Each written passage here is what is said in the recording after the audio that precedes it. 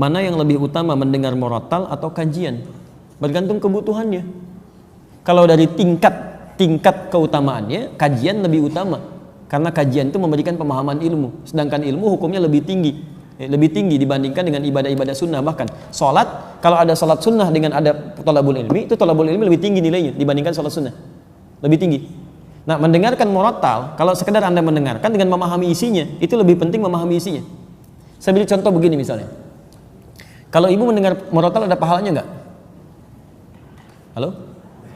Kalau tidak tahu katakan Allah alam, gitu. Baik. Kalau baca murattal ada pahalanya. Baca murattal ada. Setiap hurufnya berapa? 10 kebaikan. Lihat, baca ada pahala ketika baca 10 kebaikan. Kalau Anda cuma mendengar saja dapat pahala dari situ, pahala mendengarkannya. Ya. Ada 2 ayat di sini yang paling menarik. Satu Quran surah ke-8 ayat kedua. Wa idza tuliyat 'alaihim ayatuhu zadatuhum imana. Ada orang kalau dia mendengar bacaan-bacaan Quran bertambah keimanannya. Jadi ada orang-orang tertentu yang ketika mendengar murattal Quran ada getaran pada imannya, nah itu melahirkan pahala lebih dibanding dia. Ya, pahala lebih. Ada yang kedua, wa idza quri'al Qur'anu fastami'u lahu wa ansitu la'allakum turhamun. Jika dibacakan Quran kepada Anda, maka simak dan dengarkan agar kalian mendapatkan rahmat. Jadi orang yang mendengarkan bacaan Quran mendapatkan rahmat Allah Subhanahu wa taala. Lihat, Anda mendengar murattal Quran, rahmat Allah diturunkan kepada Anda. Tapi Anda mendengar taklim, Anda mendapatkan 4 yang diberikan oleh Allah lewat lisan Nabi yang tidak diberikan kepada selainnya. Apa itu yang 4? Di hadis Muslim nomor hadis 2010. Majtama'a qaumun fi baitin min buyutillah. Enggak pernah orang kumpul di satu tempat di rumah Allah. Yatluna kitaballah. Dia kemudian bertilawah Al-Qur'an wa yatadarasunahu fi ma bainahum. Kemudian mereka membahas itu, berdiskusi, taklim dalam konteks kita. Illa, kecuali diberikan 4 hal. Ghasyiyatuhum rahmah. Allah akan menaungkan rahmatnya bagi orang itu. Anda mendengar bacaan murattal Quran, rahmat Allah diturunkan. Anda ikut kajian, ikut taklim, rahmat Allah dinaungkan pada Anda. Lihat sini, apa bedanya naungan dengan turun? Perhatikan, ini satu tempat. Rahmat Allah turun. Kalau turun itu kan bisa di sini, bisa di sini, bisa di sini kan? Halo? Baik ya? Ini kalau masuk di sini yang lain kan nggak kena kan? Tapi kalau dinaungi itu kan semuanya kena. Perhatikan, Anda mendengar bacaan Quran, rahmat Allah turun pada Anda yang di sana belum tentu dapat. Tapi kalau taklim, rahmat Allah dinaungkan, semua kena naungan. Satu. Yang kedua, nazalat alaihimus sakinah. Allah berikan sakinah, ketenangan pada jiwa orang yang belajar. Ketenangan. Orang Anda mendengar bacaan Quran, iman Anda meningkat. Ada getaran pada jiwa. Tapi kalau Anda mendengarkan bacaan-bacaan dari taklim, dari pelajaran, bukan cuma meningkat iman, tapi ada ketenangan dalam diri Anda. Ini hadis, kata para ulama, menunjukkan 2 hal. Satu, faidah taklim, mendapatkan kelebihan lebih. Yang kedua, memberikan gambaran taklim yang benar. Taklim yang benar itu berdampak pada ketenangan jiwa. Jadi kalau Anda belajar dimanapun tidak membuat hati Anda tenang, jauh dari Allah, berarti taklim Anda belum sempurna. Tinggalkan, cari yang lebih baik. Termasuk dengan saya, kalau saya tidak memberikan materi yang bisa menenangkan jiwa Anda, mendekatkan Anda kepada Allah, tinggalkan saya, cari guru lain. Cari guru lain. Saya tidak akan katakan harus ikut dengan saya, tidak. Cari guru lain, ambil faidahnya dan dekatkan diri Anda dengan Allah. Yang ketiga, wahafathumul malaika. Orang yang ikut taklim itu dikerumuni oleh malaikat. Dan yang keempat, wa dzakarahumullahu fi man indah. Disanjung-sanjung oleh Allah sampai selesai taklimnya di sekitar makhluk yang ada di sekitarnya. Anda bayangkan, Anda mendengar murattal Quran cuma mendapatkan 1, rahmat Allah. Tambahan bonusnya getaran jiwa. Tapi kalau Anda ikut kemudian taklim, pengajian dan sebagainya, dan sifat pengajiannya benar, maka 4 diberikan, 1/4. 1/4. Ya, apalagi dalam bacaan kemudian taklimnya itu disinggung tentang ayat-ayat Allah, dibacakan juga, pahalanya ada, plus lagi dengan yang lainnya dan seterusnya. Allah Ta'ala a'lam bishawab. Wah. Ya, ada kemuliaannya walaupun mungkin tidak sama dengan yang datang. Ya, yang di YouTube ada, Masya Allah, Anda jauh masih mau mendengar, ada orang dekat gak mau datang. Ya, itu luar biasa gitu kan? Ada pahalanya. Ada pahalanya, pahala dia dari belajar, ada perubahannya, ada materi dia catat, dia pelajari, itu pahala besar sekali. Ada pahala besar sekali, walaupun dia tidak hadir ke tempatnya. Ya, ada pahalanya. Jadi pertama, pahala dari pelajaran dia, pahala dari penyimakan dia, pahala tekad dia berubah, pahala setiap dia menulis, pahala dia mengamalkan. Ada banyak sekali. Ya kan kaidah fikihnya begitu. Ma la yatimul wajibu illa bi fa wajib. Ya kan? Sesuatu yang tidak bisa dilakukan kecuali dengan itu, maka itu menjadi hal yang melekat pada dirinya. Saya nggak bisa datang, tapi saya punya perangkat ini, saya kerjakan lewat itu. Atau mala yu'khadhu kulluhu la yutraku kulluhu. Sesuatu yang nggak bisa dikerjakan semuanya, jangan ditinggalkan seluruhnya. Saya nggak bisa datang, tapi saya bisa simak dari sebagian tayangannya. Boleh, silakan. Itu ada pahalanya untuk kita semua. Ada pahalanya insya Allah. Tapi kalau Anda masih bisa hadir dan bisa Anda jangkau, maka pahalanya lebih banyak lagi. Ada di Ibnu Majah nomor hadis 233. Riwayatnya dari Abu Darda. Man salaka tariqan yaltamisu fihi ilman, satu, sahalallahu lahu tariqan ilal jannah. Siapa yang menyiapkan dirinya, bersiap-siap menempuh jalan untuk belajar sampai datang ke tempat tujuan, setiap langkahnya akan dihitung kata Nabi untuk meringankan langkahnya ke surga saat di akhirat. Yang kedua, wa innal malaikata la tad'u ajnihataha ridwan li talabil ilmi. Dan para malaikat kalau Anda tahu, sejak Anda berangkat dari tempat Anda tinggal itu membentangkan sayapnya, memberikan ridho kepada Anda sampai Anda pulang lagi.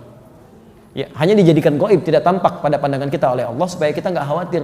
Kalau ditampakkan malaikatnya begini, Anda nggak akan berangkat tuh. Anda di rumah aja. Kenapa? Ada malaikat. Masya Allah. Baik ya. Baik, itu belum selesai. Dan kemudian yang ketiga, seluruh penghuni langit dan bumi sampai hatal hitan allati fil bihar, sampai paus-paus hiu-hiu yang ada di lautan, yastaghfirun li talibil ilmi, memohonkan ampunan kepada Allah untuk para penuntut ilmu. Jadi saat kita belajar ini, Anda jangan kira ya semua ahli langit dan bumi yang beriman kepada Allah, bahkan hewan-hewan itu memohonkan ampunan untuk para penuntut ilmu. Tapi bukan yang biasa yang mau merubah dirinya untuk lebih dekat dengan Allah Subhanahu wa taala. Jadi bukan pelajaran-pelajaran yang menjauhkan Anda dari Allah. Hati-hati.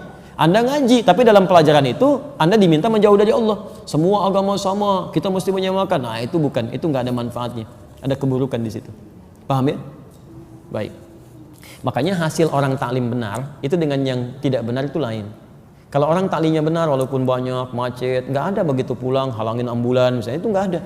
Ya, pasti baiklah, semuanya baik. Jadi saya tidak ingin ada orang-orang yang belajar kemudian, apalagi belajar dengan kita sama-sama nyakiti orang lain. Tidak boleh ada. Tidak boleh ya. Jadi, walaupun Anda parkir nanti berikan kesempatan supaya berangkat dengan baik dan sebagainya. Ada yang mencela, balas dengan kebaikan. Ya, jangan diolok-olok. Yang salah itu perbuatannya bukan orangnya. Ya, Anda tahu Firaun? Tahu, kita dengar di Quran disebutkan namanya Firaun, zalimnya luar biasa. Tapi pernahkah Allah menyebutkan nama aslinya? Tidak. Inisialnya aja. Firaun kan dari Faraoh, Raja Mesir. Gak pernah disebutkan namanya. Karena yang salah bukan namanya, yang salah perilakunya. Antum lihat Firaun jahatnya luar biasa. Begitu dikoreksi, kesalahannya dikoreksi. Namanya nggak disebutkan, nama aslinya. Ada orang tidak sejahat Firaun, tapi antum celah namanya luar biasa.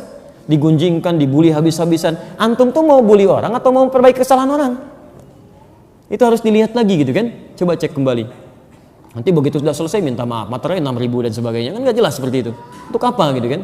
Untuk apa? Apakah boleh membaca Al-Quran tafsir tanpa wudhu?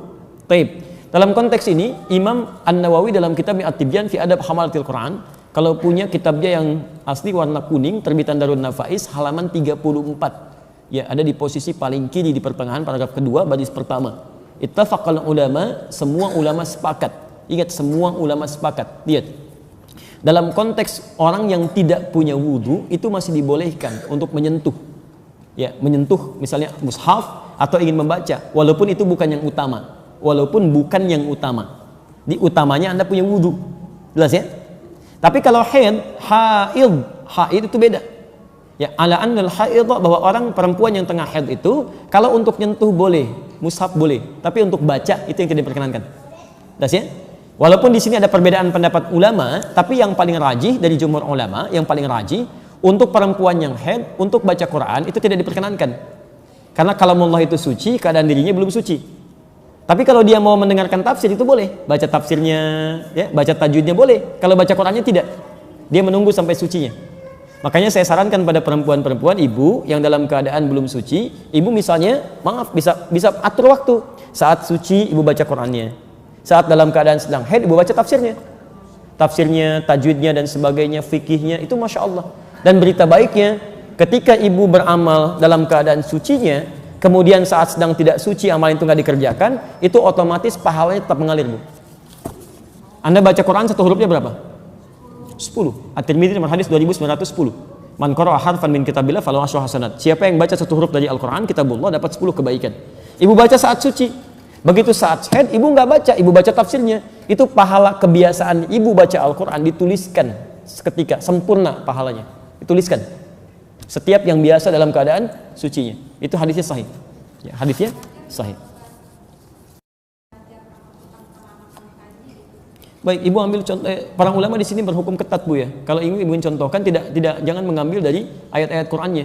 Atau ada yang kedua memberikan solusi, tidak diniatkan untuk membacakannya, tapi diniatkan untuk mengajarkannya, bukan dalam konteks membaca. Ada yang ngambil jalan tengah itu. Baik ya. Allah Taala Adam bisawab. Sebentar ya, saya bacakan di sini supaya teratur bacanya. Ya, nanti ibu angkat sana angkat sana angkat sana angkat, saya pulang. Bismillah.